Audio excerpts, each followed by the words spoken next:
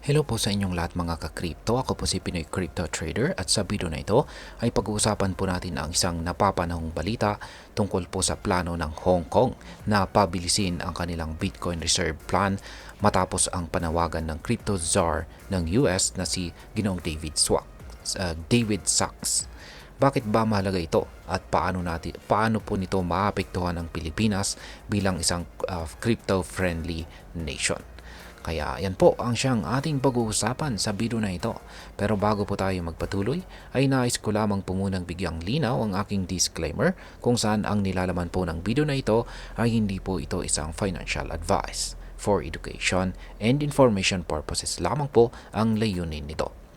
Ayan po, ang ating nakikita rito ay ang crypto czar ng US na si Ginoong David Sachs. Ayan. Ngayon ay umpisahan po natin kung ano po ang Bitcoin Reserve Plan ng Hong Kong.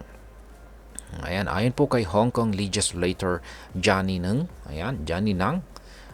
mahalagang mahalaga pong pabilisin ng kanilang bansa ang pagpapatupad ng isang strategic Bitcoin Reserve Plan. Ito ay matapos niyang mapansin ang mabilis na mga hakbang ng US para sa digital asset adoption, partikular na po ang pagkakaroon ng Bitcoin Reserve. Sa nakarang 2 taon, nagsimula na ang Hong Kong na magpatupad ng mga inisyatibong nakahanay sa mga hakbang ng US upang maging crypto hub ng Asia. Dahil dito, naniniwala si Nang na hindi magiging mahirap para sa kanilang rehiyon na magpatupad ng sariling Bitcoin Reserve.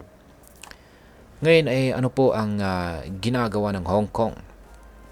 Sa kasalukuyan ay maraming hakbang na ang isinagawa ng gobyerno ng Hong Kong para mapalakas ang kanilang posisyon sa global crypto market. Yan, una ay ang Third Generation Internet Development Task Force. Katulad ito ng Interagency Cryptocurrency Task Force ng White House. Pangalawa ay ang Web3 and Virtual Asset Development Subcommittee. Yan, nilikha ito ng Legislative Council ng Hong Kong upang itaguyod ang Web3 at Virtual Asset Development. At ang pangatlo ay ang Stablecoin Legislation. Aktibo rin nilang sinusuri ang mga batas na may kaugnayan sa stablecoin sa pamamagitan po ng Sandbox ng Hong Kong Monetary Authority at Legislative Council. Ngayon ay bakit kailangan ng urgency or bakit kailangan ng pagmamadali? Bagamat may mga positibong hakbang, ay naniniwala po si Johnny Ng na kailangan pang pabilisin ang mga hakbang ng Hong Kong upang mapanatili ang kanilang kompetisyon laban sa US at makuha ang early mover advantage. Ilan po sa mga aksyon na kanyang iminungkahi para sa taong 2025 ay pabilisin ang pagre-research or pananaliksik tungkol sa strategic Bitcoin Reserve. Maliban dito ay palawakin ang mga permiso para sa stablecoin companies. At nandyan rin ang paghingi ng pambansang suporta para sa stablecoin applications sa Greater Bay Area. At paluwagin ang mga uri ng trading para sa lisensyadong virtual asset platforms. At ang panghuli ay ang magtayo ng isang digital asset office para sa promotion ng AI at saka virtual asset development. Ngayon ay ano po ang papel ng Amerika dito?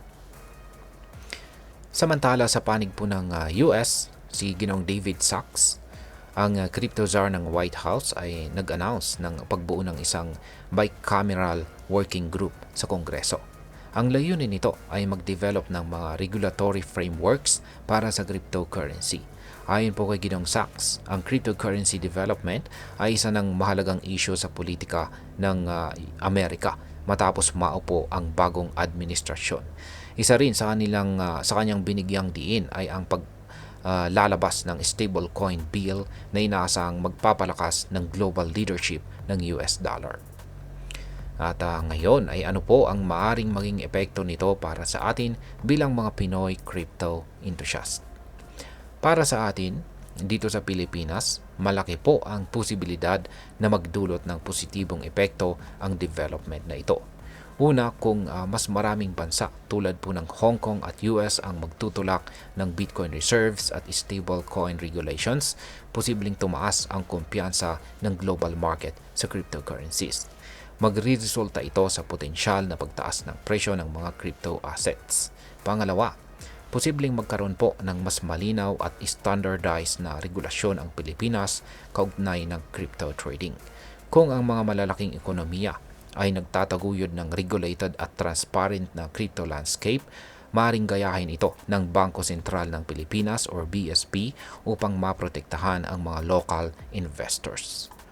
At ayan, bilang panghuli, ay ano naman ang aking masasabi tungkol dito? Sa tingin ko po, mahalaga ang balitang ito dahil nagpapakita ito ng patuloy na pagtanggap ng mga global economy sa cryptocurrencies. Ang panawagan po ng Hong Kong na bilisan ang kanilang Bitcoin Reserve Plan ay nagpapahiwatig na seryoso na ang mga gobyerno sa pag-adapt sa digital asset revolution. Bilang mga Pinoy investor at trader, dapat po nating bantayan ang mga ganitong developments at manatiling mapanuri.